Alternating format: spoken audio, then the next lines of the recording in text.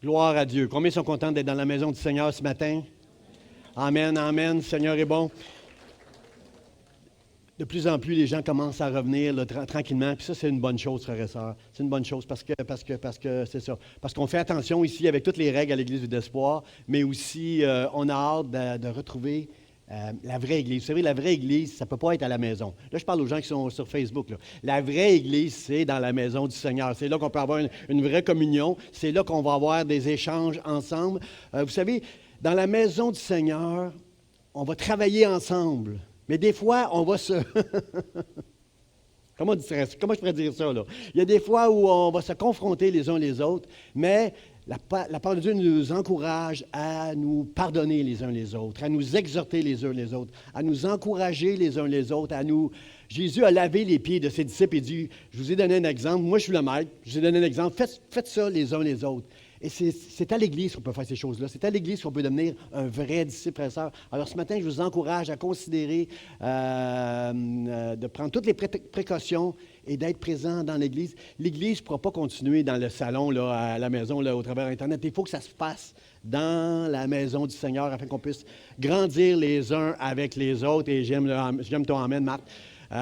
Les autres, ça ne compte pas, là, mais Marthe, ça compte. Là. C'était un amen spontané. Frères et sœurs, ce matin, j'aimerais élever la foi. J'aimerais qu'on puisse adorer le Seigneur avec nos musiciens avec foi. J'aimerais qu'on puisse entendre la parole de Dieu quand on vient et la recevoir avec foi. Combien pensent que présentement l'Église traverse une crise avec la foi? À cause du COVID. Le COVID, bien sûr, a révélé une certaine fragilité. Mais moi, j'avais déjà vu cette fragilité-là avant. Frère, ça, on n'a jamais eu autant de bons livres. Les prédicateurs, là, les étudiants du collège biblique, là, ceux qui étudient, ceux qui enseignent, ceux qui prêchent, on n'a jamais eu autant de bons livres en ce moment.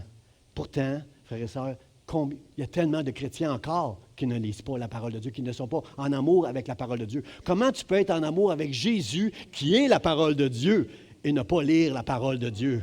Moi, je suis béni quand je vois quelqu'un qui s'achète une nouvelle Bible et il vient me la montrer. Pasteur, j'ai acheté une nouvelle Bible. On est 3 ou 4 ici qui avons acheté On est 3 ou 4 un petit peu en haut de 50 ans, là, puis on a acheté des Bibles avec des gros caractères. Là. Alors, je suis content quand quelqu'un s'achète une Bible et vient me la montrer parce que je me dis, wow, il achète une Bible parce qu'il va la lire. Il va la lire, puis, frère, soyons francs, dans notre génération, les chrétiens lisent de moins en moins la Bible. Je sais que vous n'allez pas dire amen, là, mais juste dites oui, c'est vrai, pasteur, tu as raison. Je vois ça, j'ai observé ça. Alors, ça fait longtemps, frères et sœurs, qu'il y a eu une espèce d'attaque subtile au fil des années, pour toutes sortes de raisons. On a beaucoup parlé sur la foi dans les 30 dernières années. Moi j'ai connu l'Église dans une Église très charismatique, là, et j'ai connu j'ai connu des choses extraordinaires, mais on n'enseignait pas très bien la foi, frères et sœurs. On enseigne la foi d'une manière à obtenir... On va t'enseigner, voici les 5 choses pour obtenir quelque chose de Dieu au travers de ta foi. Comprenez-vous que notre foi, là, elle n'était pas bien fondée. Si je vous apprends ce matin comment obtenir quelque chose avec la foi, au lieu de vous tourner vers le Seigneur, je suis dans le pétrin, là. Ça ne marchera pas. Ça fait des dizaines et des dizaines d'années, sur Internet aussi, on entend toutes sortes de messages où on essaie de pousser les gens à exercer leur foi d'une manière qui n'est pas bien, frères et sœurs. Frères et sœurs, moi, ce matin, j'aimerais qu'on puisse tourner nos cœurs vers Jésus. La parole de Dieu. Et c'est lui qui va nourrir notre foi. C'est lui frères et sœurs, nous avons besoin de retrouver la foi. La foi, elle s'est perdue quelque part. La foi, elle a été attaquée. Et frères et sœurs, si plusieurs églises ont perdu des gens au travers de la COVID, ce n'est pas à cause de la COVID, frères et sœurs. C'est parce que les gens ont perdu la foi. C'est parce que les gens ont arrêté de se battre. Les gens ont arrêté parce que la foi demande qu'on devienne un guerrier. Quand tu as reçu la foi, là, c'est beau la foi. Wouhou! Jésus, j'ai reçu. Je suis passé des ténèbres à la lumière. Je crois en Jésus-Christ. J'ai vu la croix. Je le sais maintenant que mes péchés ont été pardonnés, que je vais au ciel pour l'éternité. Wouhou! Combien savent que ce ne sera pas long, que ta foi va être éprouvée? Pierre, le diable veut te cribler comme le froment. Mais moi, j'ai prié pour toi. Jésus n'est jamais impressionné par quelqu'un qui commence avec la foi. Jésus est impressionné avec celui qui va terminer dans la foi comme l'apôtre Paul. J'ai combattu le bon combat, j'ai gardé la foi. C'est sûr, mon frère, ma soeur, que tu vas être éprouvé à cause de ta foi. Parce que la foi, le diable n'aime pas ça, quelqu'un qui a la foi. Parce que celui qui a la foi, il fait beaucoup de troubles dans le royaume des ténèbres. Celui qui a la foi, il va donner pour les missions. Il veut que le nom de l'Évangile, il veut que l'Évangile soit répandu, le nom de Jésus. Alors, il va donner. Celui qui a la foi, il va se battre dans son foyer, dans sa maison pour garder, pour ne pas tomber dans des péchés, dans des séductions. Il va se battre. Celui qui a la foi, c'est un guerrier, c'est un homme de Dieu, c'est une femme de Dieu qui aime Dieu de tout son cœur et qui va demeurer dans la foi, qui va nourrir sa foi. Parce que la foi, frères et sœurs, il faut la nourrir. J'ai juste entendu des dire, je vais essayer de prêcher mieux là, dans les prochaines minutes. Là. Seigneur, aide-moi. La foi, c'est quelque chose qui est vivant, mais qui doit être nourri, frères et sœurs. Ce n'est pas quelque chose qu'on a reçu. On a reçu une foi, merci. Merci, mon Dieu. J'arrête tous les jours, je dis merci, mon Dieu, pour le jour où tu m'as donné la foi. La foi, là, c'est pas j'ai accepté le Seigneur, moi, c'est pas ça la foi. La foi, c'est un don de Dieu, frères et sœurs. L'apôtre Paul nous enseigne que ce n'est pas par les œuvres, écoutez-moi bien à la maison, là, ce n'est pas par les œuvres, mais c'est par la foi. C'est par la foi que nous sommes sauvés, et cela ne vient pas de nous, cela vient de Dieu. Paul, c'est un assez bon théologien, moi je dis amen à ça, La foi, ça vient de Dieu, c'est pas nous, c'est pas nos bonnes œuvres. Mais Jacques a compris dans l'Église rapidement qu'il y a des gens qui se servaient de cette grâce pour vivre n'importe comment. Tu ne peux pas vivre n'importe comment. La foi va t'amener à faire des œuvres. Mais ce ne sont pas les œuvres qui vont te sauver, mais c'est la foi qui va t'amener à faire des œuvres pour Dieu, de marcher dans la justice et dans la sainteté. Oh là, j'aime beau amen. Là. Dieu, la foi va nous amener à être, on devra la nourrir et elle va nous amener à marcher dans la justice, dans la sainteté et dans un combat de tous les jours pour garder ce que Dieu nous a donné. Est-ce que vous êtes d'accord avec moi que la foi, c'est la chose la plus précieuse qu'on a pu recevoir? Le jour où Dieu vous a donné la foi, que vous avez vu que vous étiez un pécheur, mais que le pardon de vos péchés à la croix ont été réglés. Frères et sœurs, c'est la plus belle nouvelle que tu peux avoir dans ta vie. C'est ça qui va t'amener à devenir un disciple du Seigneur Jésus-Christ. Et on est dans cette série présentement où on veut devenir Est-ce qu'il y a des gens ici qui veulent devenir un disciple de Jésus-Christ? Vous voulez encore devenir, après tout ce que je vous ai dit, vous voulez encore être un disciple? Merci. Vous m'encouragez beaucoup parce que je vous ai épargné jusqu'à maintenant. J'ai été très, très, très gentil. Mais frères et sœurs, être un disciple, ça demande tout. Ça demande à renoncer à nous-mêmes. Ça nous demande de porter notre croix. Vous savez pourquoi ce matin je veux prêcher sur la foi? Parce que la foi, c'est pas... La foi, c'est... Quand tu marches par la foi, tu ne marches pas par la vue. Tu marches par la foi. Tu mets ta confiance dans la parole de Dieu. Mais frères et sœurs, combien savent avec moi qu'au moment où tu vas vouloir exercer la foi, la vie va te donner toutes sortes d'occasions pour douter, pour tomber dans la crainte et pour laisser tomber à un moment donné. Nous voyons en ce moment, avec la COVID, qu'il y a des gens qui ont lâché le combat. Je ne dis pas que tous ces gens-là ne sont pas sauvés, là, mais ils sont présentement dans le ils sont présentement dans le pétrin. Là, ils ont besoin de nos prières parce qu'ils ont arrêté de se battre.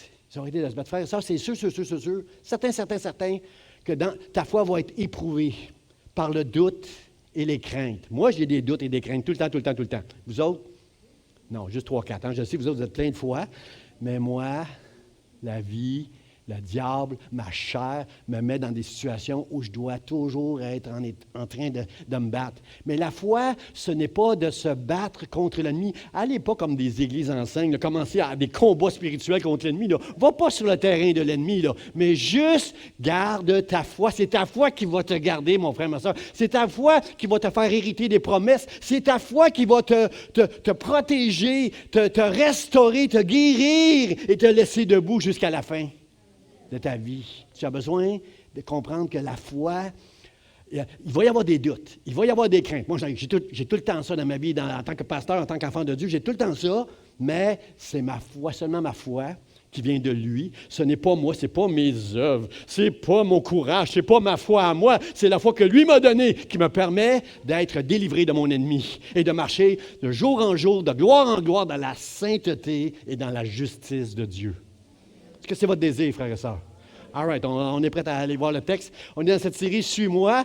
On veut devenir des disciples. Le mercredi, tout ce qu'on fait le mercredi soir, c'est qu'on reprend certains principes que je vous enseigne ce matin, puis on veut les discuter, les approfondir et apprendre c'est quoi être un vrai disciple.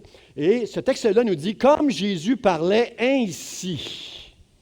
J'aurais dû le souligner, ce mot-là, là, ainsi. Là. Comme Jésus parlait ainsi, plusieurs crurent en lui. Il dit aux Juifs qui avaient cru en lui, si vous demeurez dans ma parole, vous êtes vraiment mes disciples. Amen. Amen. Oh là, tout à coup, là, la foi, on comprend qu'elle doit être nourrie par la parole de Dieu. Non seulement qu'elle doit être nourrie, mais on doit demeurer dans la parole. Et seulement là, on pourra dire qu'on est vraiment un disciple de Dieu. Parce que là, on comprend dans ce texte-là qu'il y a des faux disciples, par exemple. Il y a des hommes et des femmes qui enseignent, qui prêchent, mais qui ne sont pas du tout des disciples, parce qu'ils ne donnent jamais la gloire à Dieu. Ils vont mettre les yeux des gens sur leur ministère à eux ou sur leur don, leur talent, qui vient de Dieu. Paul, il dit, qu'est-ce que j'ai, moi, tout vient de Dieu, ça vient de Dieu. Je n'ai aucun talent que Dieu ne m'a pas donné.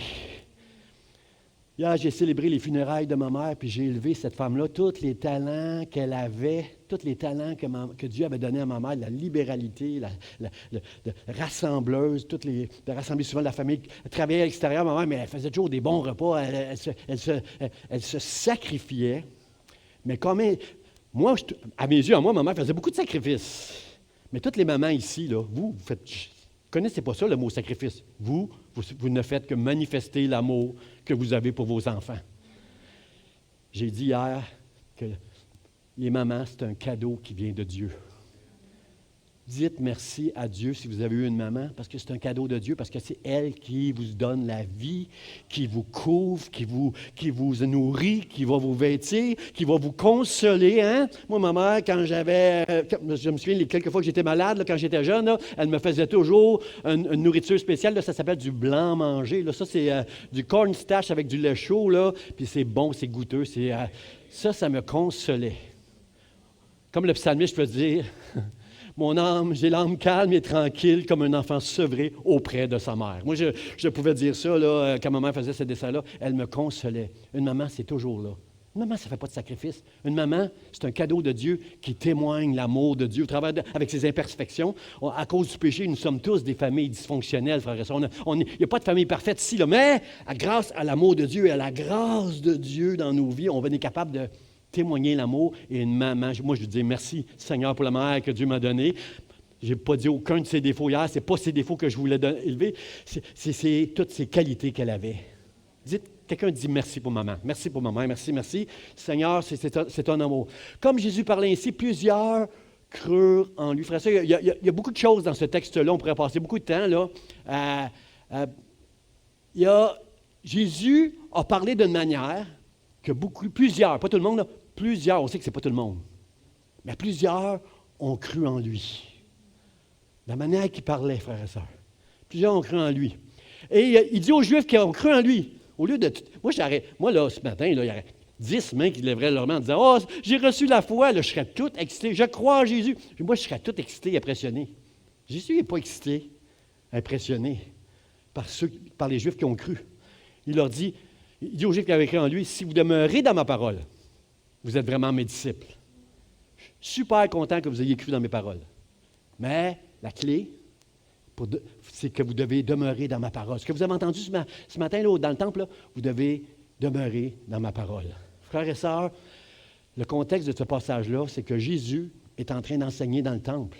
Jésus est dans le temple, là, puis il enseigne. Puis là, il y a les pharisiens, puis il y a les Juifs.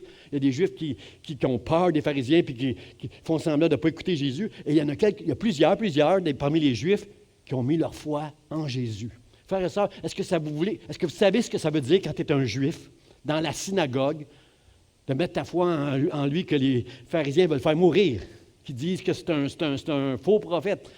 Est-ce que vous savez ce que ça coûte pour un Juif de mettre sa foi en Jésus?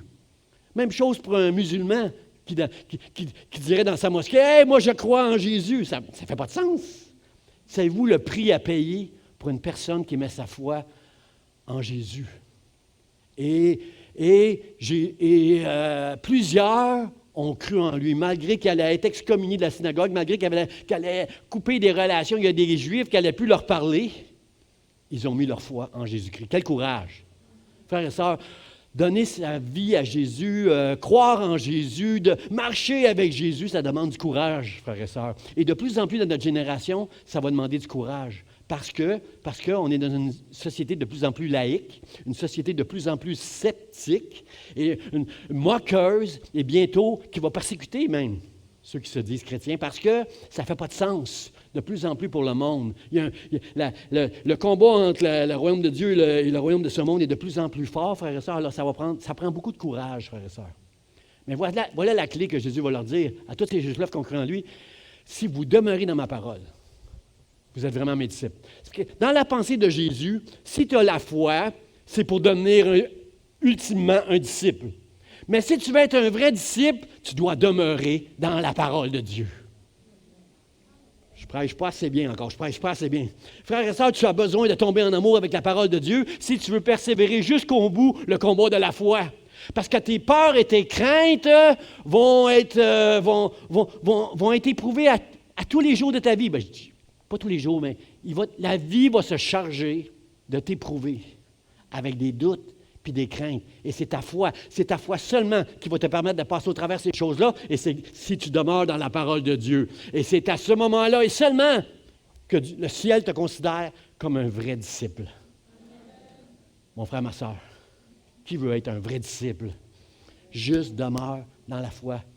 Comme Jésus parlait ainsi, plusieurs crurent en lui. Moi, mon esprit s'est arrêté au mot ainsi. Comment il parlait, mais comment il parlait, Jésus, pour que des Juifs dans une synagogue avec les pharisiens qui s'assiedent. Vous savez, ce jour-là, c'est ce jour-là où les pharisiens ont essayé de pogner Jésus avec la femme adultère. La femme adultère qui est arrivée, puis eux voulaient que Jésus le prenne avec ses paroles. S'il dit de lapider là, on va dire, ah, Jésus, quel amour, cet homme, il dit de lapider cette femme-là. Puis s'il ne la lapide pas, il est contre la loi. Il n'y avait pas moyen pour Jésus de s'en sortir avec la femme adultère. Sauf que Jésus, c'est la parole de Dieu. C'est vrai que cette femme-là mérite d'être lapidée. C'est vrai, vous avez raison, les pharisiens, vous qui observez la loi dans tous les détails, wow, vous avez raison. Juste dire une chose, que celui qui n'a jamais péché, lui jette le premier la pierre. Tout ce qu'on a entendu, c'est tout le monde sous la conviction ont laissé tomber leur pierre. Parce que dire devant Dieu que tu n'as jamais commis de péché, tu serais menteur. Après ça, la différence avec nous, là, c'est que moi, j'étais un pécheur, vous êtes des pécheurs, mais nous avons reçu la grâce de Dieu qui a pardonné tous nos péchés, frères et sœurs. Alors Dieu, il nous aime.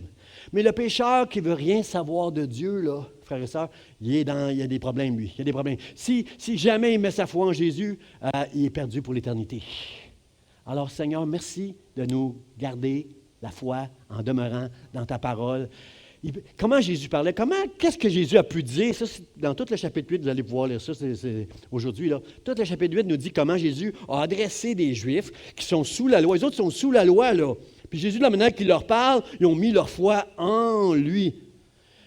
Jusqu'au point où, à un moment donné, ils vont comprendre que nous ne sommes plus sous la loi, mais nous sommes maintenant sous la grâce. Mais nous allons quand même obéir à la loi, puisque sous la grâce, Dieu va nous donner son esprit pour lutter contre la chair et le péché et marcher de jour en jour dans la justice et dans la sainteté. Quelqu'un dit Amen. Par la grâce de Dieu. C'est par la grâce de Dieu, c'est son esprit. Le jour où tu reçois la foi, tu vas devenir une nouvelle personne. Les choses anciennes sont passées. Maintenant, toutes choses sont devenues nouvelles. J'ai l'Esprit de Dieu en moi qui me permet maintenant de marcher dans la justice de Dieu, dans la sainteté, avec Dieu. Dieu me parle. Lorsque j'ouvre la Bible, Dieu me parle. J'ai un frère qui m'a appelé cette semaine, il m'a fait tellement plaisir. Il m'a dit, Pasteur, je veux vous dire, que j'ai ouvert ma Bible, j'ai lu ça, et Dieu m'a dit ça. J'étais content. Je dis, wow, Dieu parle. Dieu est vivant. La parole de Dieu, elle est vivante et elle parle encore. S'il y a 2 ou 3 personnes ici, que ça fait longtemps là, que tu as mis ta Bible de côté, s'il te plaît, viens ce matin, j'aimerais que tu puisses, par la foi, retomber en amour avec la parole de Dieu. La lire tous les jours jusqu'au terme. Parce que cette personne-là qui me dit ça, je vais vous dire pourquoi que j'étais béni qu'elle me dise ça.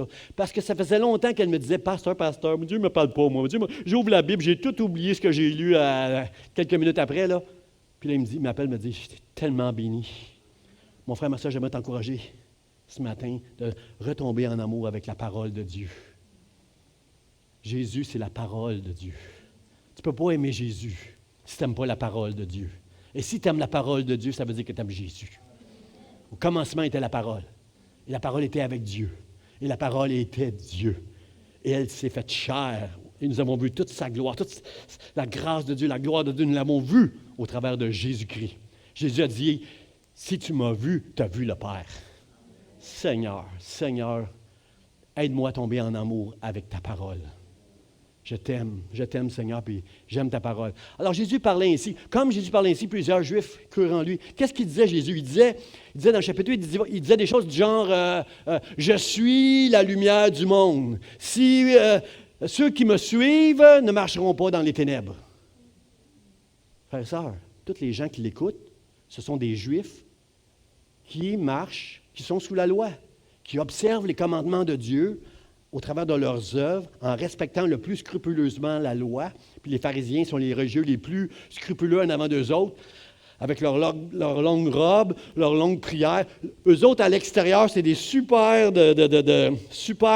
gardiens de l'Alliance, mais Jésus va leur dire qu'à l'intérieur, c'est pas beau. C'est laid, c'est comme un sépulcre. Jésus ne se gêne pas avec les religieux, frères et sœurs. Et moi, je ne me gênerai pas en tant que pasteur pour dire que Dieu ne veut pas des religieux avec l'apparence. Il veut des hommes que le cœur a été changé. Je prendrai ton cœur de pierre, puis je mettrai un cœur de chair qui va tomber en amour avec moi et avec ma parole. Ça, c'est des vrais. Ça, c'est des vrais. Tu vas continuer à faire des fautes dans ta vie, mais ton amour pour Dieu va faire en sorte que de jour en jour, de gloire en gloire, tu vas apprendre à marcher dans la justice de Dieu et dans la sainteté. Si vous le croyez, si votre foi est d'accord, dites Amen. C'est la parole, parce que ce n'est pas moi qui le dis, c'est la parole de Dieu. Alors, frères et sœurs, eux marchaient sous la loi, puis lui, il dit, moi, je suis la lumière du monde. Celui qui va marcher avec moi, il va marcher dans la lumière. Frères et sœurs, est-ce que ça se peut que les Juifs qui étaient sous la loi ne marchaient pas dans la lumière? Est-ce que ça se peut? Je pose la question. Ben oui, puisque plusieurs crurent en lui. Ça, c'est une des paroles. J'en ai retenu 3 là, dans le chapitre 8, là, mais ça, c'est une des paroles que Jésus a dit. Si tu marches, je suis la lumière du monde. Puis si tu me suis, là, tu vas être dans la lumière, tu ne seras plus dans les ténèbres. Mais il y a des gens qui suivent la loi, là, mais qui comprennent qu'ils sont encore dans les ténèbres. Frère, est-ce que ça se peut que dans nos églises chrétiennes, évangéliques, libres, charismatiques, qu'il y a encore des gens qui marchent sous la loi et qui ne sont pas dans la lumière, qui essayent encore de plaire à Dieu en obéissant à la loi, en faisant toutes sortes de bonnes œuvres, mais la grâce que tu dois découvrir, c'est que Dieu t'a fait grâce et t'a donné la foi, et c'est par la foi seulement que tu peux plaire à Dieu. Or, sans la foi, il est impossible d'être agréable à Dieu. Ce n'est pas tes œuvres, c'est la foi qui va te rendre agréable à Dieu. Mais ce qui rend la foi agréable à Dieu, c'est comme Jacques le dit, la foi sans les œuvres, elle est vaine, elle est morte. La vraie foi va t'amener à marcher dans la justice et dans la sainteté. Ça, c'est la vraie foi. La vraie foi va faire en sorte que tu vas tomber en amour avec la parole de Dieu. Tu vas la lire, tu vas appeler le pasteur en disant « Hey, pasteur, j'ai lu ça, ça me dit ça. » Et moi, je dis gloire à Dieu, parce que là, ta foi a été exaltée par le Saint-Esprit. Et là, tu commences à tomber en amour avec la parole de Dieu. Là, moi, je suis tranquille avec toi. Là, moi, je n'ai plus à m'inquiéter pour toi, là, parce que toi, tu es tombé en amour avec la parole de Dieu. C'est plus le pasteur, mais c'est Dieu qui va te parler maintenant. Et il y a plusieurs Juifs qui ont compris que maintenant, c'est pas Jésus. C'est-à-dire, c'est pas la loi, c'est pas en observant la loi, c'est pas les pharisiens, c'est Jésus maintenant. C'est Jésus maintenant qui va m'aider à marcher dans la lumière. Jésus a dit, mon Père, Dieu, c'est mon Père. Puis c'est lui qui m'envoie. À un moment donné, il va dire à ses disciples, comme le Père m'a envoyé, je vous envoie. C'est Jésus maintenant. Jésus dit, Dieu, c'est mon Père. Mais ça, là, pour les pharisiens, pour les chefs religieux, c'est un blasphème. Là. Jésus, juste en disant ça, il aurait pu tout déchirer leur robe, puis l'emprisonner, puis le tuer. C'est un blasphème pour eux. Mais au verset 20, vous allez lire dans le chapitre 8 que c'est écrit, ils ne l'ont pas saisi, parce qu'on comprend que c'était leur intention d'arrêter ça là puis de saisir Jésus. Surtout qu'il commence à y avoir pas mal de Juifs là, qui commencent à croire en lui. On va arrêter ça là. Ils n'ont pu le saisir parce que son heure n'était pas venue. Comprenez-vous, frères et sœurs, que lorsque Jésus a été saisi à Gethsémani, c'était son heure. Il est venu pour ça. Il est venu pour mourir sur la croix. Mais avant ça, tous ceux et celles qui ont essayé de mettre la main sur Jésus, ça n'a jamais marché. Il y avait une heure qui avait été définie dans le ciel pour le moment que Jésus allait se sacrifier. Frères et sœurs, j'aimerais t'encourager, toi qui es dans le doute et dans les craintes, qui es dans un tumulte en ce moment dans ta vie, j'aimerais t'encourager qu'il n'y a rien qui peut te toucher. Oui, tu vas souffrir peut-être. Oui, tu vas être malade. Oui, tu vas traverser des épreuves, mais le Seigneur est avec toi. Puis Dieu, par la foi, Dieu nous a délivrés de nos ennemis. Je ne suis pas plus fort que mon ennemi. Je ne peux pas commencer à le... Oh non, de Jésus, là, toi, là, tu es sous mes pieds, là. Je ne peux pas commencer à faire des affaires comme ça.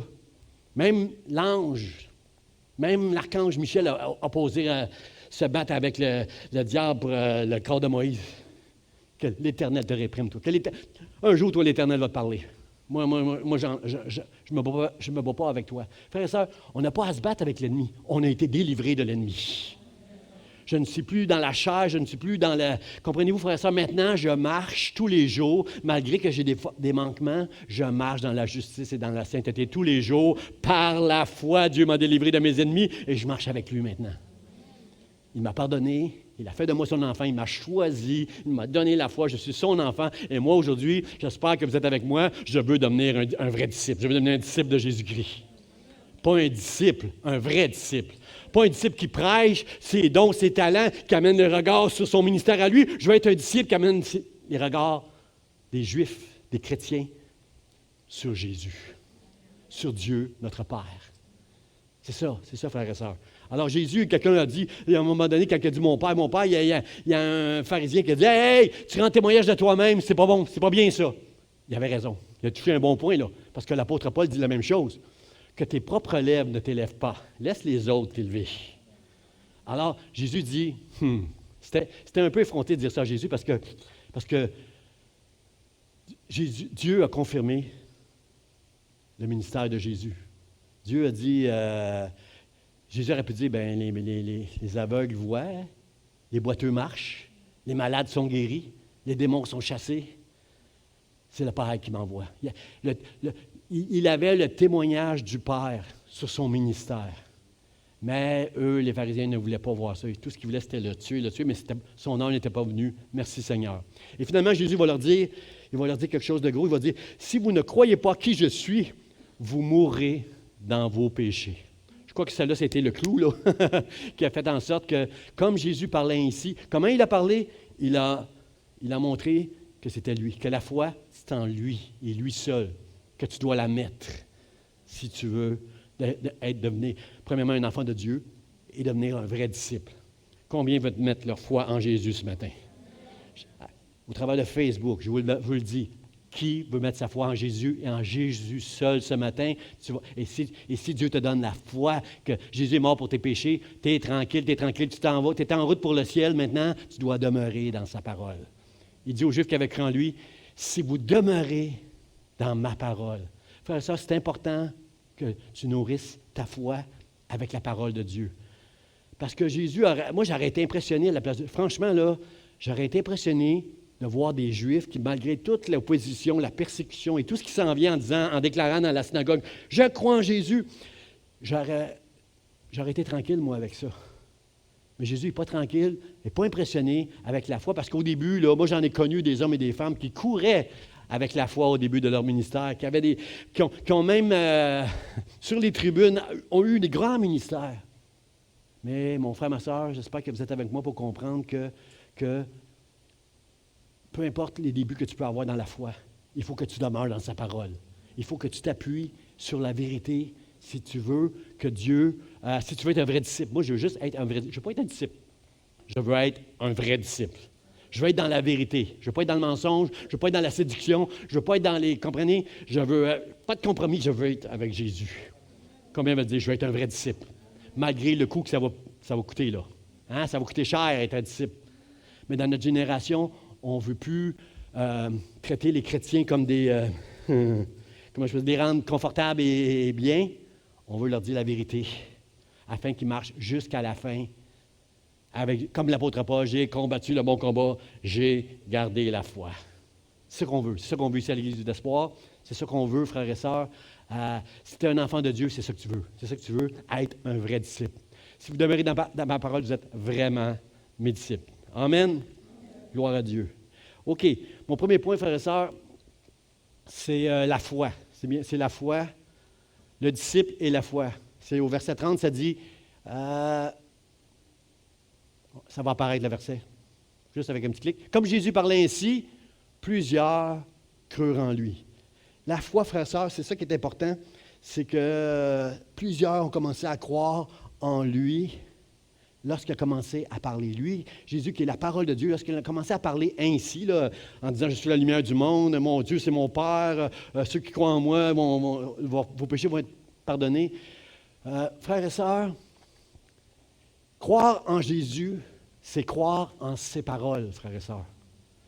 La foi, c'est pas seulement de croire en Dieu, parce que les démons croient, mais c'est de croire ce que Dieu te dit.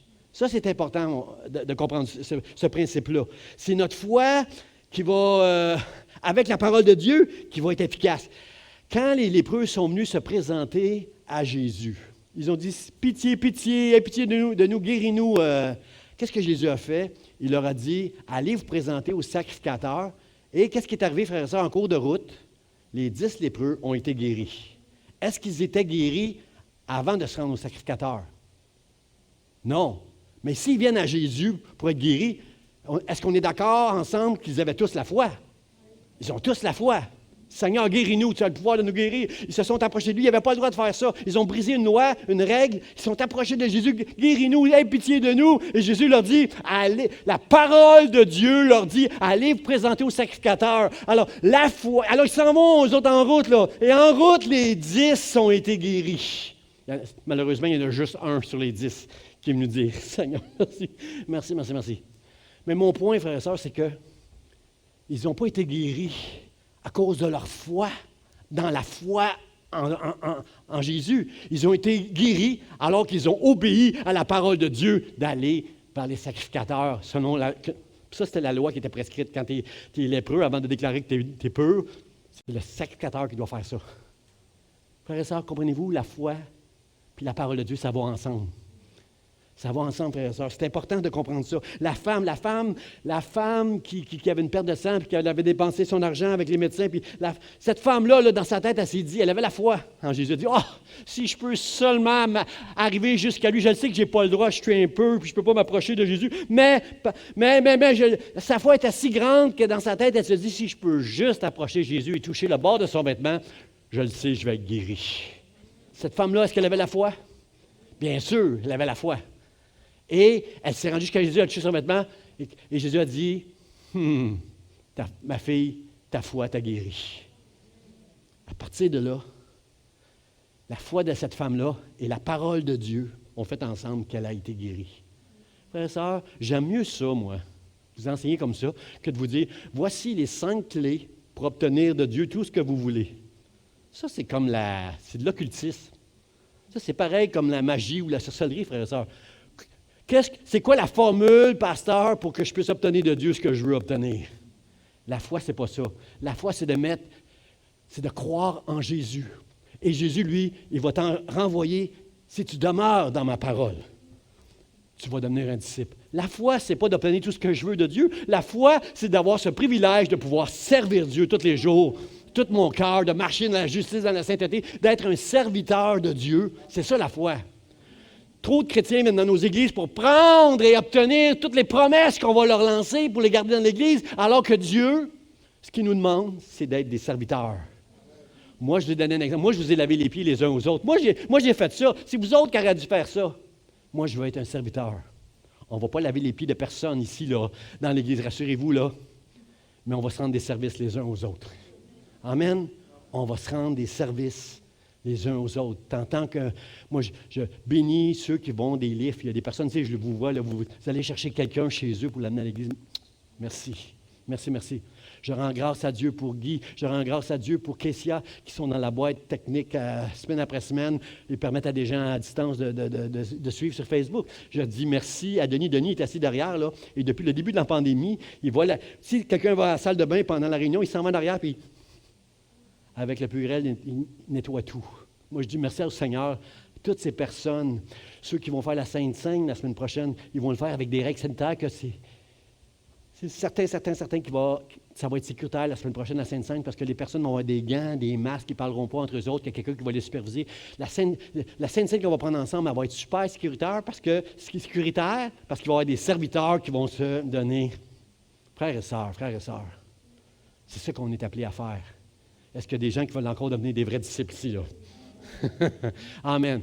Comme Jésus parlait ainsi, plusieurs croient en lui. C'est la foi, ça, frères et sœurs. On doit croire en lui. La foi fonctionne avec la parole, frères et sœurs. Il faut qu'on comprenne ça. Plusieurs croient en lui, qu'ils ont cru en Jésus. La foi, la Bible nous dit que c'est une ferme assurance des choses qu'on espère et une démonstration de celles qu'on ne voit pas encore. L'espoir, j'aime le nom de notre Église, vie d'espoir. Si on a de l'espoir, c'est parce que quelque part, Dieu nous a promis quelque chose. L'espoir vient avec la foi, frères et sœurs. La foi, c'est une ferme espérance de quelque chose qui n'a pas encore pris place. Mais, je vous le dis, je le répète encore, votre foi va être éprouvée par des craintes et des doutes tout le temps.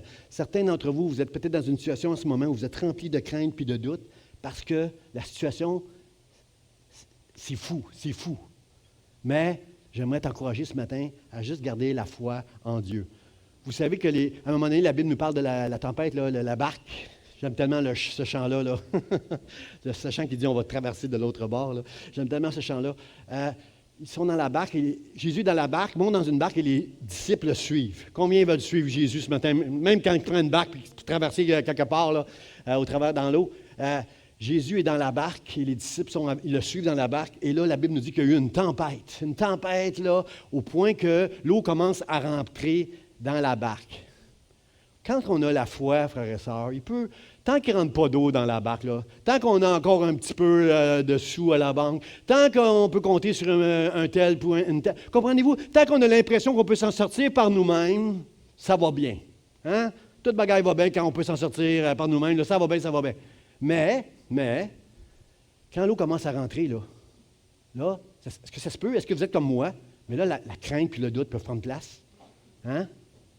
Vous ne direz pas, vous êtes des chrétiens, vous ne direz pas, ben oui, j'ai des doutes, moi j'ai des craintes, vous ne direz pas ça. Mais la réalité, c'est quand on traverse des moments difficiles, on est rempli de craintes et de doutes et on doit exercer la foi. Parce que lorsqu'ils ont réveillé le maître, inquiet, Seigneur, réveille-toi, tu t'inquiètes pas, toi, nous, on est en train de périr, là, c'est plein d'eau dans la barque, on va caler, on va périr. Puis là, Jésus dit, hey, elle est où votre foi? Il n'est pas en train de les chicaner, qu'ils n'ont pas de foi. Il est en train de leur dire, exercez donc votre foi alors que l'eau rentre dans la barque, alors que tu traverses des moments dans ta vie où il y a des craintes et des doutes. Exerce ta foi. Mets ta foi en action. Où est ta foi? C'est ça que Jésus est en train de dire. Il n'est pas en train de les chicaner parce qu'il me chicanerait tous les jours, moi. Il est en train de leur dire, exerce ta foi. La foi doit être exercée, frères et sœurs. La foi, c'est quelque chose qu'on doit mettre en pratique, on doit nourrir avec la parole de Dieu, frères et sœurs. Arrête de la nourrir, ta foi, avec toutes sortes de fausses promesses, de fausses enseignements, de fausses doctrines. Nourris ta foi avec la parole de Dieu. Ce que Dieu a promis, je bâtirai mon Église et les portes de l'enfer ne prévaudront point contre elle. Ça, c'est la parole de Dieu, ça. Ça, c'est la parole de Dieu, ça. Alors, ce matin, mets ta confiance en Dieu, en Jésus, qui, lui, va te ramener à sa parole, à ses promesses à lui. Et marche comme un vrai disciple dans le nom de Jésus. Dans le nom de Jésus. C'est la foi qui va nous garder. Si vous demeurez dans ma parole. Si vous demeurez dans ma parole.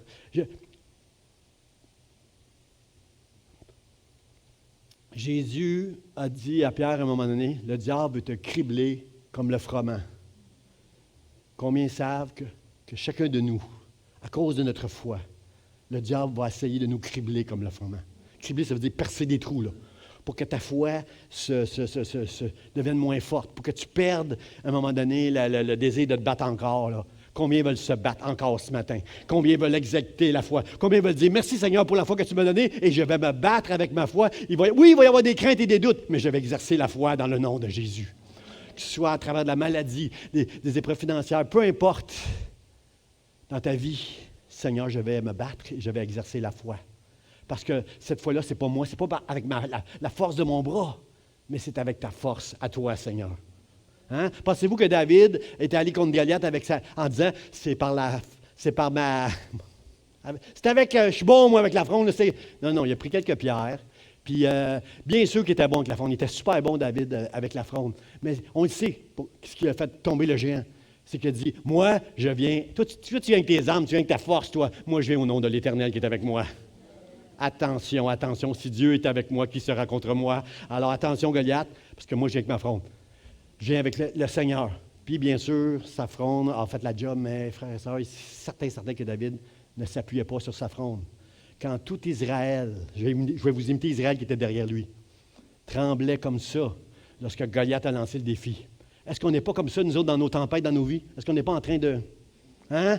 Au lieu de dire, Dieu m'a promis, alors j'y vais par la foi, Seigneur. Je vais me battre. Je vais sueur et sang, mais je vais me battre par la foi que Dieu m'a donnée. Ce n'est pas moi qui va triompher, mais c'est Dieu qui a déjà triomphé au travers de moi. Il m'a délivré de mes ennemis. C'est Dieu qui va me faire remporter le combat. Et c'est certainement pas moi ni rien qui vient de moi, dans le nom de Jésus. Amen. Le disciple et la parole, frère et sœurs. Mon deuxième point, le disciple et la parole. Jésus va pointer la parole. Il dit aux Juifs qui avaient cru en lui, si vous demeurez dans ma parole, vous êtes vraiment mes disciples. Il est en train de leur dire, merci, pas merci.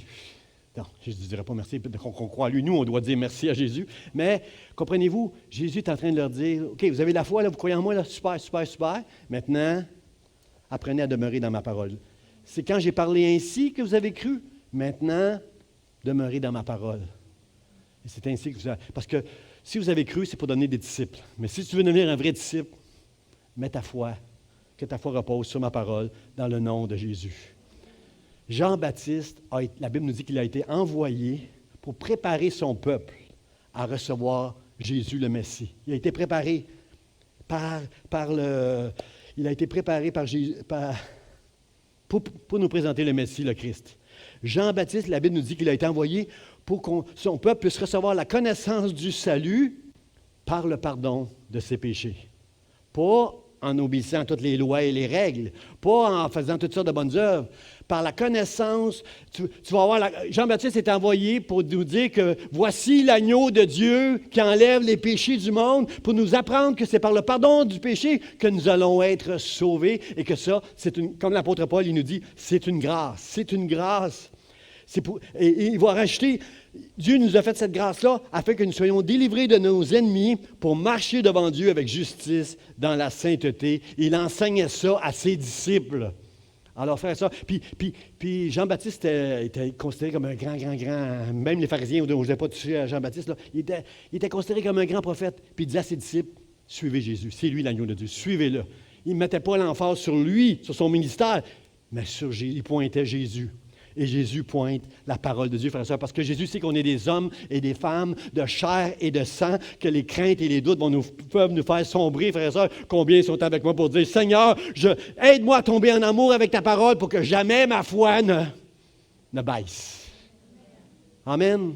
Je compte sur vos amen. Je compte sur vos amen pour dire, Seigneur. Puis si vous ne l'avez pas encore, cet amour-là, développez-le. Seigneur, aide-moi à développer cet amour-là. Frères et sœurs, il y a un centenier qui n'était même pas un juif, qui n'observait pas la loi, lui, mais qui croyait en Jésus. Lui, ce centenier-là le voyait Jésus. Puis ce centenier-là, il est venu plein de fois vers Jésus pour dire, viens guérir mon serviteur est malade, le Seigneur, je viens à toi parce que je sais que je sais qui tu es. Viens guérir mon serviteur. Jésus était touché de voir la foi d'un centenier romain qui n'est pas un juif, qui ne suit pas la loi, il était touché. Wow. OK, je vais aller chez vous. Non. Jésus, ne viens pas chez moi. Dis seulement une parole, puis mon serviteur va être guéri. Jésus n'en revenait pas de cette foi-là. Il dit, j'ai jamais vu une foi comme cet homme-là dans tout Israël. Parmi tous les Juifs, dans le temple, dans nos églises, j'ai pas vu une foi comme cet homme-là, parce que lui a compris ce que j'essaie de prêcher de manière très maladroite, là. Je n'ai pas assez d'amen, là. Je suis très maladroit. Ce centenier-là a dit, moi j'ai la foi, toi tu es la parole de Dieu, dis seulement une parole, viens pas, puis mon serviteur va être guéri. Mais, frères et sœurs, c'est ça la foi. C'est ça la foi. Tu mets ta foi en Dieu, et Dieu, c'est sa parole qui va faire en sorte que ta foi va être honorée, bénie, récompensée. C'est ça qui va faire en sorte que tu vas être restauré. C'est ça qui va faire en sorte qu'il va garder ton foyer, qui va te guérir, qui va te délivrer. C'est cette foi-là en Jésus. Et Jésus qui te dit, c'est ma parole, c'est ta foi dans mes paroles qui vont faire tous les miracles qui vont prendre place dans ton église, dans ta maison, dans tes enfants. C'est ça, c'est la parole de Dieu. Alors Seigneur, aide-moi avec ta parole parce que Osée, au chapitre 4, va dire quelque chose qui est très, très, très sévère. Il va dire, mon peuple périt par manque de connaissance. C'est ça que je vois dans notre génération. Il n'y a pas assez de connaissance de la parole de Dieu. Et quand j'entends un frère, une sœur qui me dit, pasteur, la parole de Dieu me parle, là, je t'empêche, je me dis, OK, lui, je vais mettre moins de temps. Elle, je vais mettre moins de temps, parce que cette personne-là, c'est Dieu maintenant. Ça, c'est comme nos enfants. Hein? Quand nos enfants, tant qu'on n'a pas vu une conversion dans nos enfants, on est là, puis on investit, puis on prie pour eux, puis on s'inquiète pour eux. Mais la journée où nos enfants se tournent vers Dieu, se convertissent, puis disent, ça fait moins de pression pour les parents, parce qu'on sait maintenant que nos enfants, c'est Dieu qui va prendre soin d'eux autres. Plus que nous autres. Nous autres, on est très limités. Mais Dieu, lui, il est là maintenant pour nos enfants. Alors ça c'est une bonne chose. Alors c'est sûr, quand on tombe en amour avec la parole de Dieu, frère, ça va nous garder notre foi et ça va nous permettre à notre foi de briller. Jean chapitre 15, verset 7 nous dit ceci. Il dit, si vous demeurez, Jésus va dire, si vous demeurez en moi et que mes paroles demeurent en vous, demandez ce que vous voudrez et cela vous sera accordé. Wow! Quelle promesse, frères et sœurs! Demandez ce que vous voudrez. Wow! Mais juste avant, ça dit, si vous demeurez en moi et que mes paroles demeurent en vous, demandez ce que vous voudrez. Parce que là, si j'oublie les deux premiers paroles, si je dis demandez ce que vous voudrez, cela vous sera accordé, là je ne prêcherai pas bien, là. Mais si tu demeures en moi, si tu crois en moi, Jésus, le Fils de Dieu, et si tu demeures dans ma parole, tu peux demander ce que tu veux, parce que tu vas demander quelque chose qui est en accord avec le ciel. Tu ne demanderas pas des niaiseries. Tu ne demanderas pas des choses pour ton ego. Tu ne feras pas des prières accidentales. Remplis-moi dans l'abondance, Seigneur, que je puisse avoir un compte en banque et des maisons et des voitures. C'est pas ça l'abondance. L'abondance, c'est que mon Dieu pourvoira à tous mes besoins avec gloire selon sa richesse en Jésus-Christ. Hein? C'est ça la vraie prospérité, là. Hein? Tant mieux si tu as un petit peu d'argent en banque, tant mieux pour toi. Mais la vraie prospérité, c'est ça. La vraie abondance, c'est ça. Vous connaîtrez la vérité et la vérité vous rendra libre. Et vous marcherez dans l'abondance. C'est ça la vraie affaire. C'est ça le vrai message, frères et sœurs. Alors, mon dernier point, c'est que le disciple est la vérité, frères et sœurs. Vous êtes vraiment mes disciples. Vous connaîtrez la vérité et la vérité vous rendra libre. Frères et sœurs, dans notre génération, il n'y a jamais eu autant de séduction, de fausses doctrines. C'est Paul qui va dire, dans sa génération en lui, l'apôtre Paul va dire, il y a des maisons, il y a des faux prophètes, il y a des faux docteurs qui vont s'introduire dans les maisons, puis qui vont séduire les gens qui ont un esprit faible. Des gens qui apprennent toujours, toutes sortes de choses, sans jamais parvenir à la connaissance de la vérité. L'apôtre Paul va dire ça. Frères et sœurs, moi, je ne sais pas à qui l'apôtre Paul faisait allusion dans sa génération. Je le sais, il y avait des faux prophètes, là, mais je sais un peu à qui l'apôtre Paul pouvait faire allusion dans sa génération, mais moi, j'aimerais vous dire que dans notre génération, c'est au travers Internet que des faux docteurs rentrent dans nos maisons, enseignent toutes sortes de choses, de fous. Moi, j'ai des courriels toutes les semaines d'une femme qui se dit soi-disant chrétienne, et j'essaie de barrer ces messages-là, puis on n'a même pas de...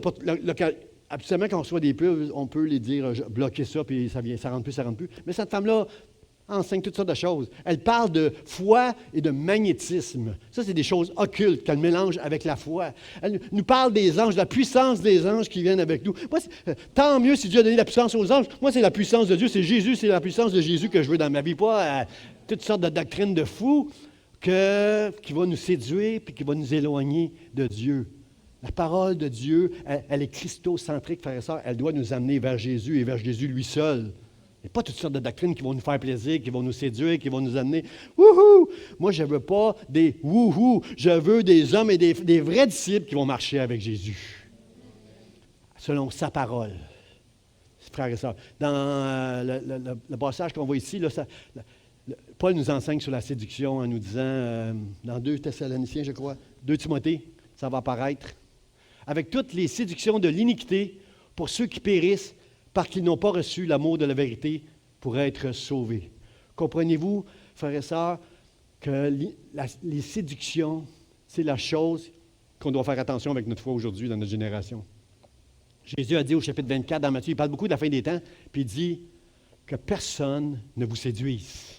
Il va venir des faux prophètes à mon nom qui vont vouloir vous séduire. Ne tombez pas dans la séduction. Nous sommes dans une génération de tellement de séduction, de toutes sortes de messages qui viennent de partout, frères et sœurs. Reste, demeure dans sa parole, mon frère, ma sœur. Fais attention avec tout ce que tu peux lire sur Internet. Là. Demeure dans la parole. Mets ta foi en Jésus, Jésus seul. Pas dans des, voici 5 clés, 7 chemins, 7 façons d'obtenir ceci, d'obtenir cela. Mets ta foi en Jésus-Christ. Demeure dans sa parole. Et tout ce que tu demanderas à Dieu pour sa gloire, tu vas le recevoir.